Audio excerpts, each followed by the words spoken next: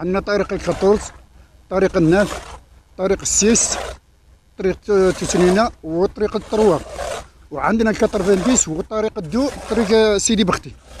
البارح خرجنا على 11 تاع الليل، ليكيب الاولى خرجت من 11 تاع الليل حتى للربعه تاع الصباح، وليكيب الزوجه هذه هي بدات من الربعه تاع الصباح حتى حاليا دروك رانا مع الملح ونحلوا في الطرقات متعاونه، اتصال ما بيننا وبين فرندا، واتجاه ما بيننا وبين تيارت. ظهر التقلبات الجويه الاخيره، سقوط الثلوج، تم التدخل بتوفير كاسحه الثلوج والعمال، وبالتنسيق مع الدرك الوطني والحمايه المدنيه باعلامنا، وخاصه في المركبات العالقه التي تم اخراجها.